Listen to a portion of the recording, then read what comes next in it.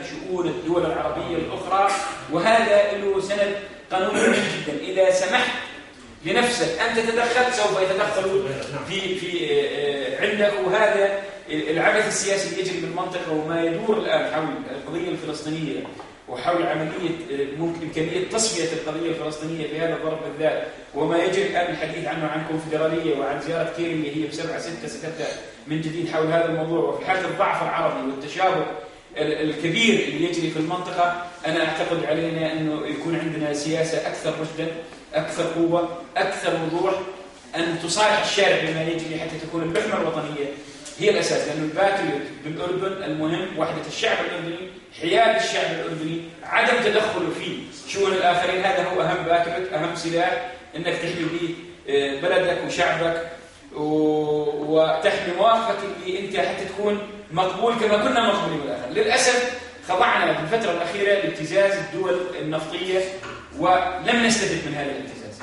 يعني هناك رهنا في بداية الربيع العربي قضية أنه انضمام الأردن لمجلس التعاون الخليجي، وكان هناك يعني هرولة قوية نحو هذا الحديث من قبل السياسيين الأردنيين، وعطلت مسيرة الإصلاح اللي كانت بدأت بطريقة صحيحة. احنا ذهبنا إلى مشروع إصلاحي كبير سلمي ناجح 100%، تعديلات دستورية، ذهبنا إلى قانون انتخاب قد يكون يجمع كل الفئات اللي فيها، لكن هذه القضية اللي أدخلونا فيها وأصبح أنه هذا قد يؤثر على ممكن نوعية النظم السياسية بالأردن ودول الخليج، وبدأت تعقد الندوات وبدأ المحللين السياسيين يتحدث في مثل هذا الموضوع، مما أوقعنا في أزمة. لا احنا كسبنا الوضع الاقتصادي مع دول الخليج حتى نعوض عن تأخرنا في مجال الإصلاح السياسي، ولا احنا كسبنا الإصلاح السياسي اللي لم البلد بطريقة تخرجنا من عنق الزجاجة.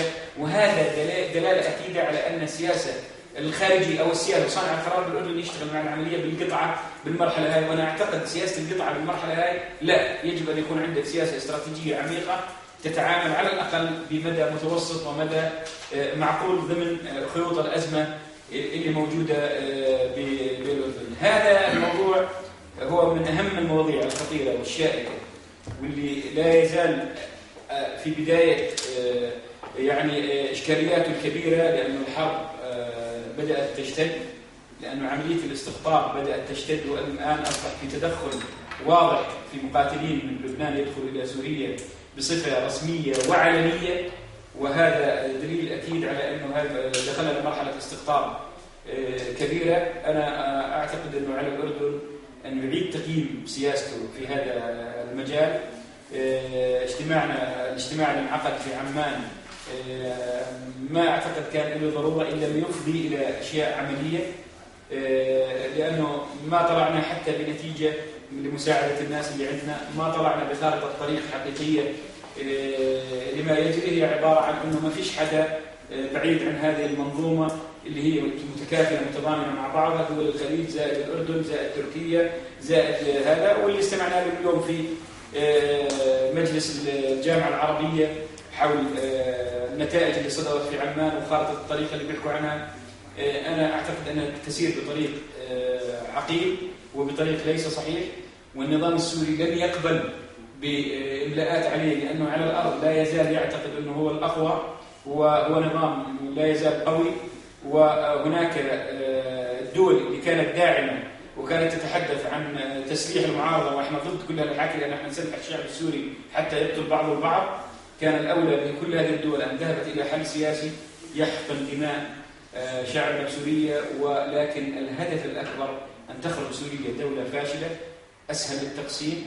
وأنت تعرف معركة القصير هاي اللي بيحكوا عنها هي معركة مفصلية. ليش يعني مفصلية؟ لأنها تفصل الساحل عن بقية المناطق السورية، ولذلك يحكوا عن أهمية هذه المعركة وأنها قد تكون تغير على المعادلة التفاوضية.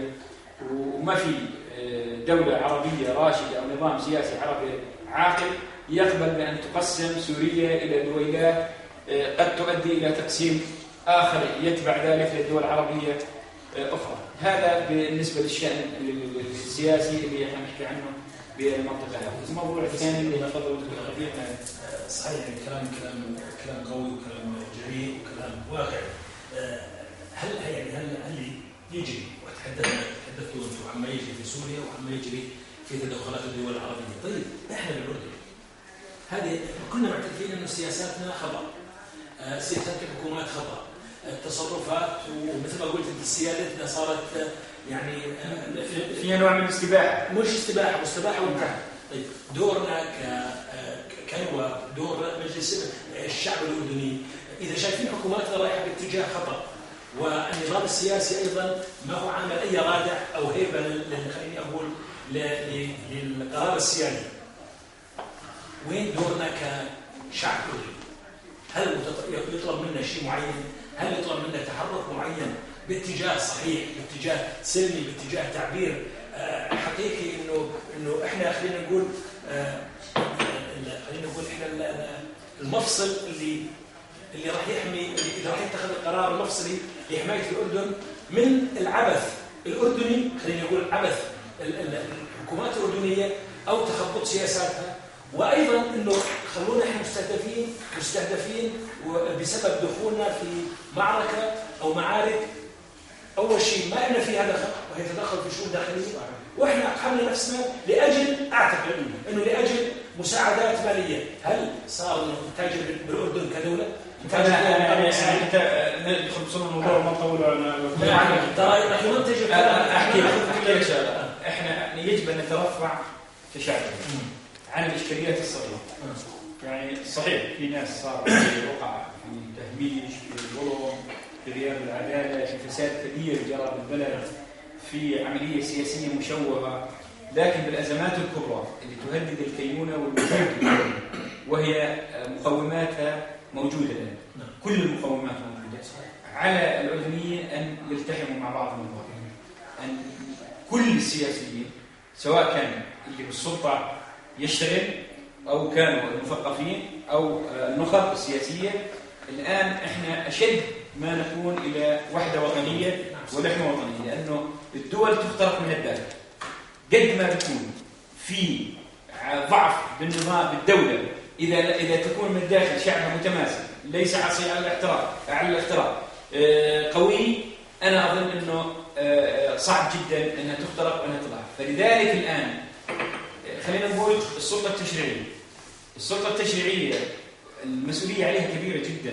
هذه مرحلة مفصلية، وفي ظل العبث اللي قاعد تشوفه السلطة التشريعية عليها أن تقود مسيرة وئام وطني، مبادرة الوئام الوطني والإصلاح اللي بين الناس، غير الإصلاح السياسي. قوى المجتمع اللي قاعدة تسحب رشاشات الأسلحة داخل صروح العلم، هذا مش من عبث، هذا نتعب عليه حتى وصلنا للمرحلة هذه. وما يمكن أن نفكر أنها طريقة بسيطة وأنها طريقة هينة. أنا عندي نظرية وأنا ما بأمن نظرية المؤامرة. لما بدأت فكرة الإصلاح بالأردن وصار الربيع العربي بدأ يتحرك من منطقة لمنطقة زي ما بيسموهم، في مجموعة ما بدها هذه العملية، فتركت الحبل على الغارب للناس، خلطت الحابل بالنابل. صار اللي بيحكي بالسياسة مثل اللي يقطع الطريق، اللي بيحكي عن رأيه صار مثل واحد يسرق السيارات ويقول اعطوني خاوة عليها. فلذلك بدوا الأمن الناعم والأمن الكذا والأمن كذا. الأمن الناعم معروف، أنا ما بدي أمن ناعم، بدي أمن حازم لكن بزيادة القانون. أنا أسأت إن شاء الله مين ما كنت تكون حاسبني. لما اختلطت هذه الأمور حتى بدأت الناس تقول إنه هذا السبب، هذه الفوضى اللي موجودة بالشارع، هذا المطالب اللي الناس تحكي بها. وأنا أعتقد صاحب النظرية هاي الآن بدأ يدفعنا ثمنها بالأردن. الآن تفاقمت المشاكل بين العشائر، صارت المعانية ما بدهم حويطات، صاروا السلطية ما بدهم العبابيد، صاروا العدوان ما بدهم الغوارب اللي ساكنين معاهم، صاروا أهل بني كنانة ما بدهم. هذا من متى مجتمع كامل؟ مجتمعنا هذا.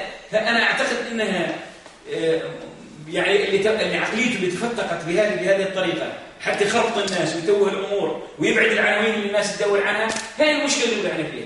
من متى كان الأردن يزم سلاح ويهجم على مركز الأمن؟ من متى؟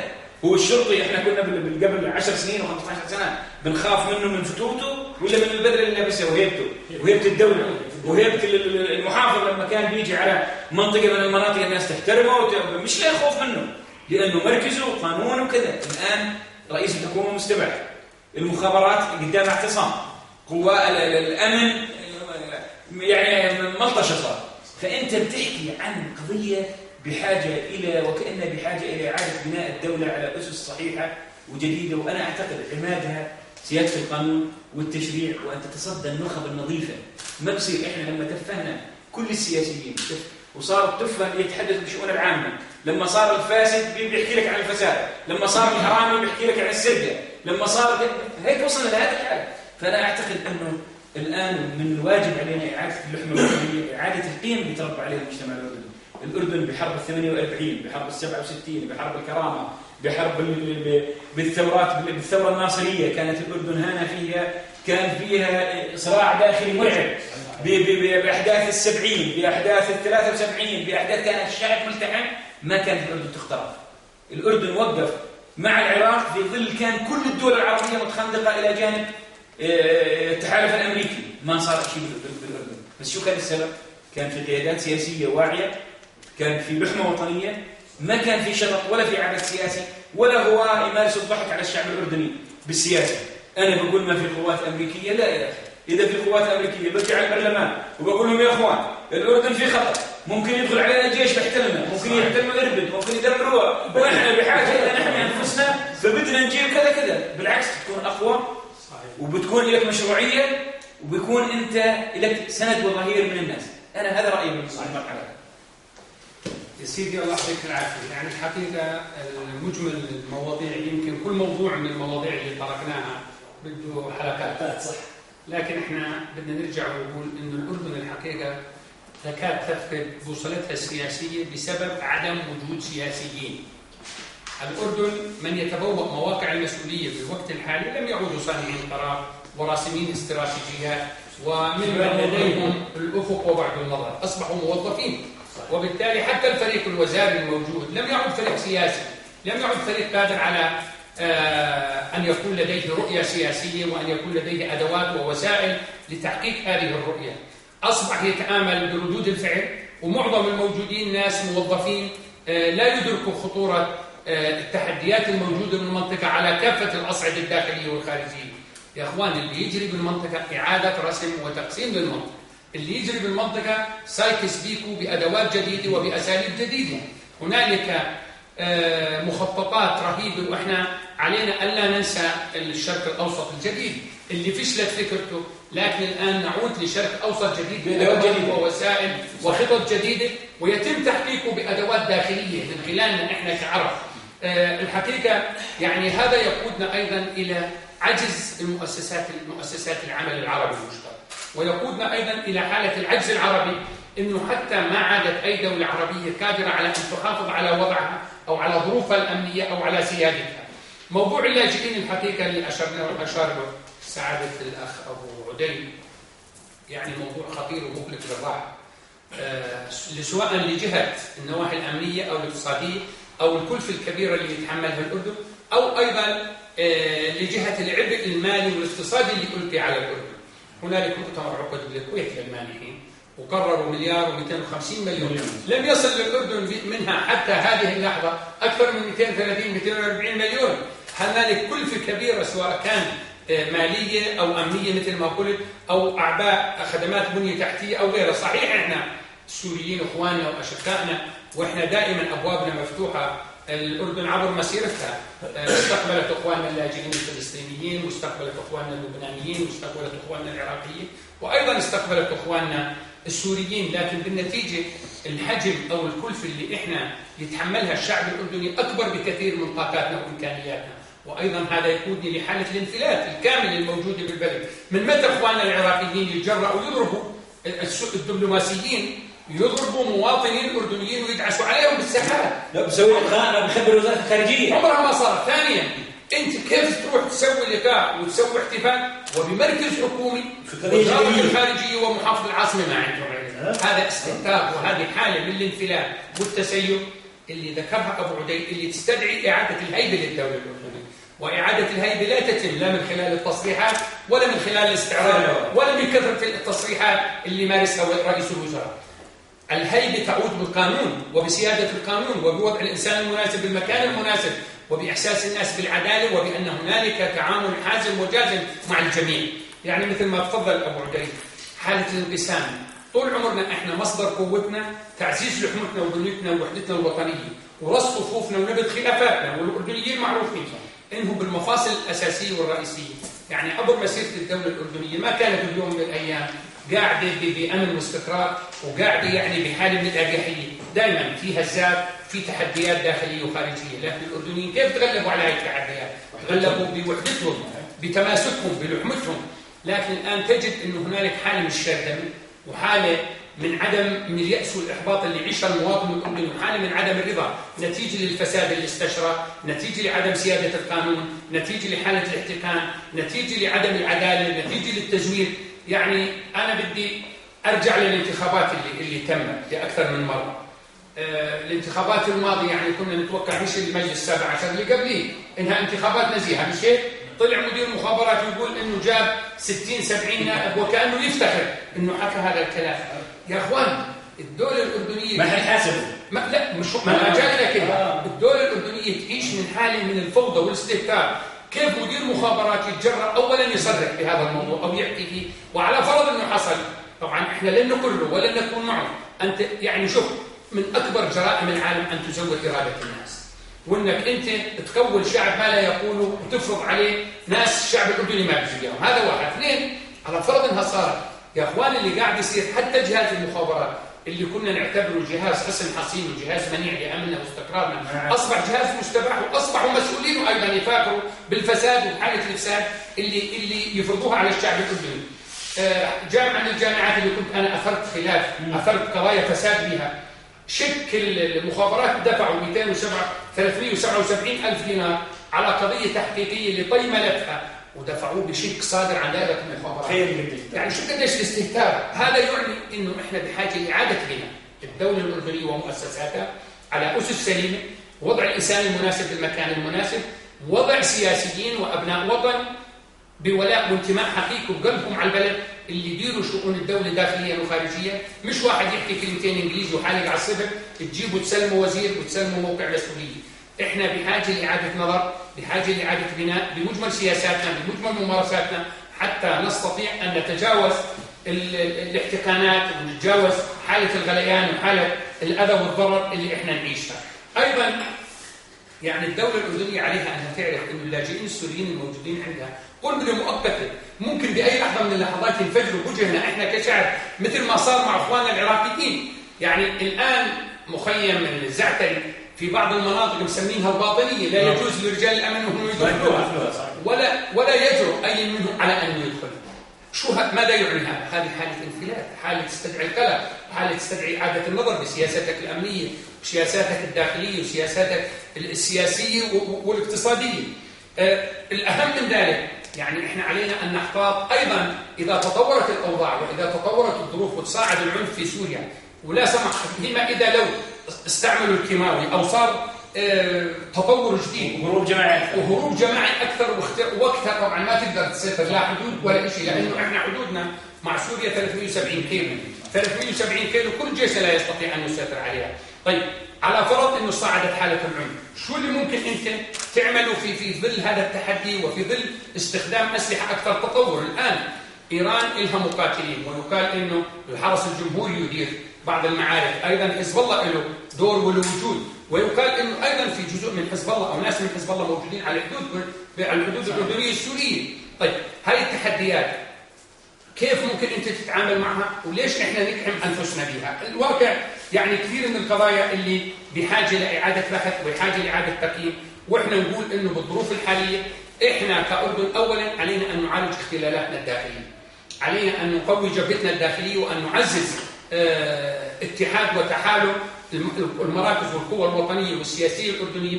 صحيح أنه مثل ما حكى أبو عدي الأردنيين عندما يشعروا أن الأردن بخطر يتنازلوا عن كل خلافاتهم ويتنازلوا عن كل مطالبهم ورغباتهم في سبيل الحفاظ على أمن الأردن واستقراره، لكن أيضا الظروف تغيرت والمعطيات تغيرت. الربيع العربي والربيع الأردني خرب كثير من القيم والعادات والتقاليد، وأيضا أدخل كثير من القيم والعادات والتقاليد اللي أصبحت غريبة عن مجتمعنا.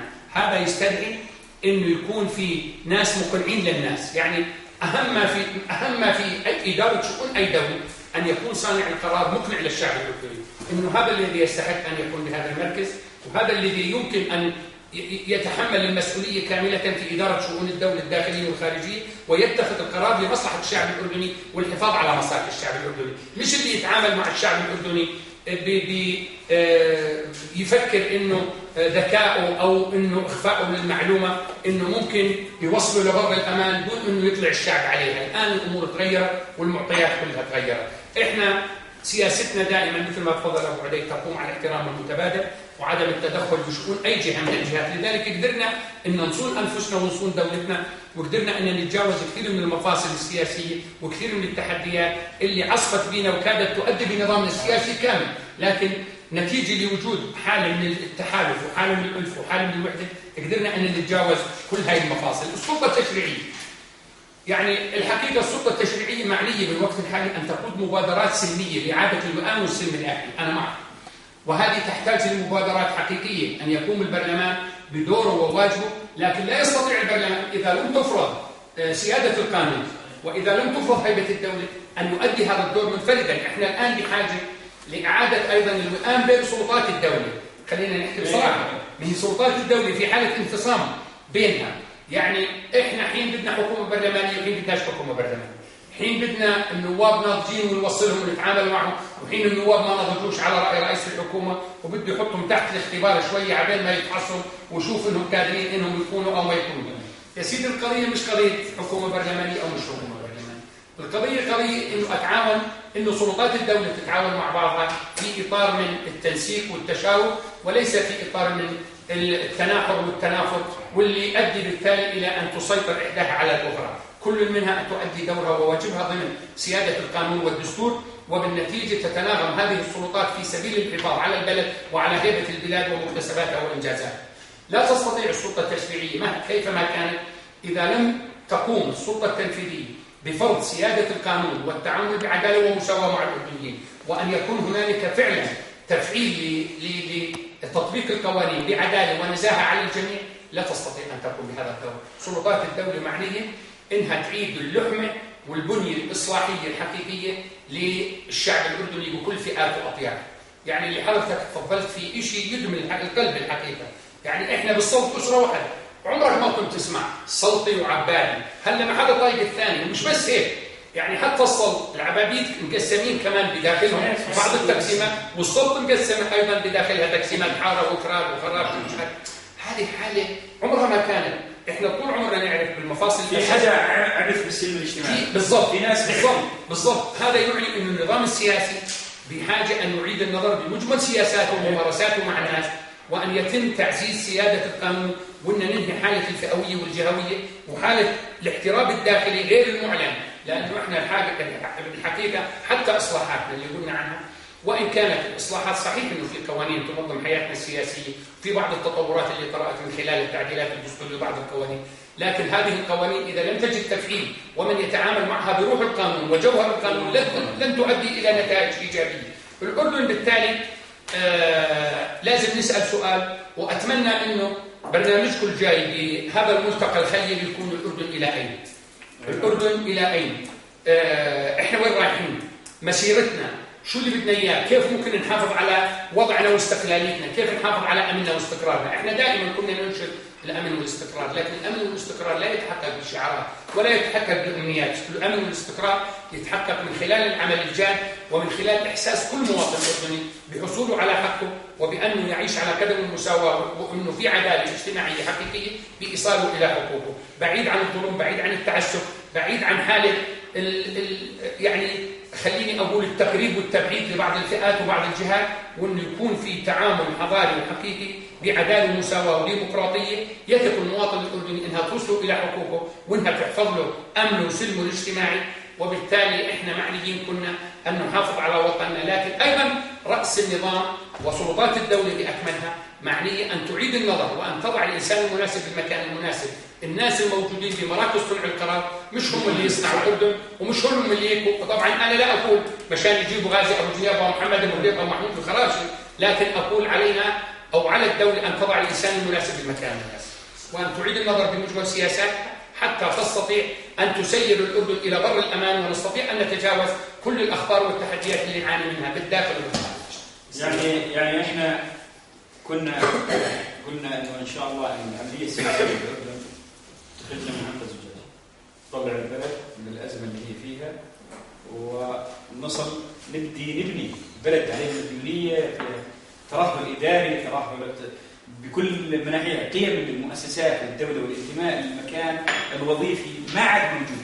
ما في الان تلقى مدير دائره بيحب دائرته او مهتم بالقرار اللي ياخذه، ما عاد. الكل بده يتخلى عن المسؤوليه، الكل بده يا اما يفسد يا اما يكون ما يحقق اهدافه. لذلك والاساس كانت العمليه السياسيه المشوهه، وهذا الاصل. انت الان المطلوب من صانع القرار انه اللي يزين له الامور ماشيه صحيح، وان الامور ماشيه بطريقه سليمه 100%، وثبت بالدليل القاطع لا انها مش ماشيه بالطريقه الصحيحه. انت سويت عمليه سياسيه، سويت انتخابات وقلت انه هاي انتخابات تاريخيه، وقلت انه هاي انتخابات عمت الناس كلها، وافرغت حتى التعديلات الدستوريه افرغت من مضمونها.